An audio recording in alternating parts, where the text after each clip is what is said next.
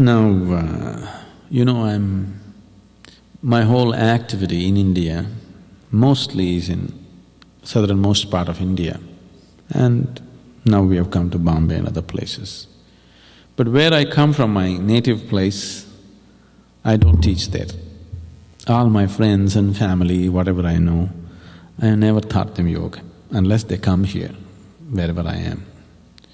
So when I go sometimes visiting, so the first question these days they've given up.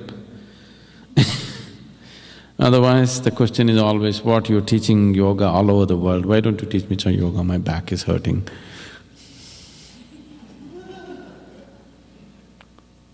No yoga in uncommitted atmospheres. To tell you how, to what extent, I hope you understand this in the right perspective. My mother was ill a few years ago, 9 years ago.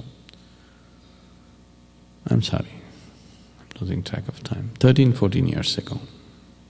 Seriously ill. We know that she's going to die. My father being a physician, the family is much more aware that she has a short span of time. And that's the time lot of somehow people are coming home and telling my mother, oh, you should see the yoga program, you must attend. She's spiritually inclined, she's been initiated in a very early age something, but that's all. As her death came closer, she said, I want to experience this. I want to experience meditation. I said, okay, I'll organize a class in the town, you come. She's in a bad condition, but she could come. As per me, she can come, I could take her and do it. But my father being a physician, he says, no way is she going to leave the house for 3.5 hours and sit there somewhere and anything may happen, blue light. If you want, at home you do whatever. No going and sitting in the class, I will not allow such a thing because she's not in that kind of condition. I said, it's okay, she can come. But he's the senior man and you know how it is. But my mother repeatedly is expressing, I want to experience meditation. I said, you convince him and come somehow, anyway you're going to die. What is there if you fall dead in my class? See, you just have 3-4 months left. So suppose you die 2 months early, what is going to happen? You do what you want to do, isn't it? But that's not how a doctor sees it, he wants to stretch it to the last minute. She wouldn't have fallen dead, I would have made sure that she experienced something truly worthwhile. But this didn't happen, this went on. Twice I fixed programs so that it's convenient for her to come and attend, but no. I refuse to teach it in an uncommitted… As a mother, if you sit with me, I'm not interested in teaching any yoga to any mother or sister or whatever nonsense. If you sit with me, you have to sit right, properly, otherwise there's no question, no point, because it will not be what it should be. So she died without yoga. Why I'm telling you this is, that's how it is held, not because of some extreme attitude, because we know the implications of what it is. Out of over-eagerness or plain ignorance or because of commercial interests, today yoga is being taught everywhere without any sense. Once you do this, you will see you will kill the whole science.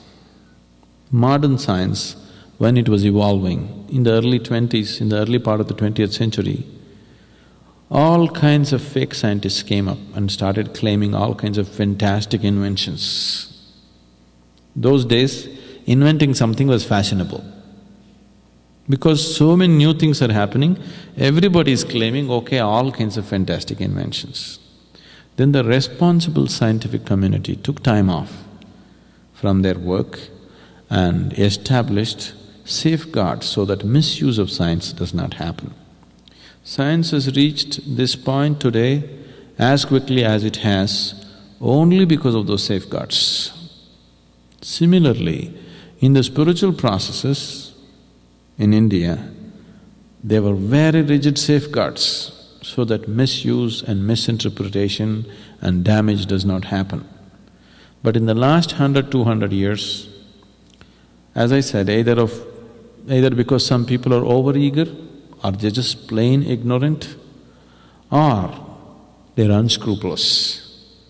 People have just taken away all safeguards. You can teach yoga on the beach, you can teach yoga in the theater, you can teach yoga in the aerobic class, you can just do it anywhere, isn't it? This will not bring well-being, there's no question about that.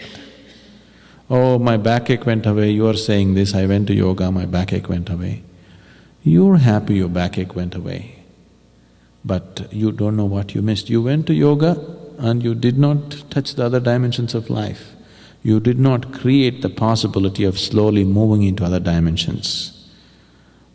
That's a terrible damage that's happened to your life. You did not go, you do not know, the possibility is still open. You went and you missed it, then the possibility is sort of closed, isn't it? So don't attempt teaching yoga or reading books and trying to learn yoga. Please do not do such things. If you want to learn asanas, those kind of things, I think there are some people who are teaching it properly. You could learn from them. This dimension of yoga must be taught in a very committed atmosphere. Otherwise, you should not transmit this kind of thing. You'll bring more harm than well-being. For more on Sadhguru, visit www.ishafoundation.org.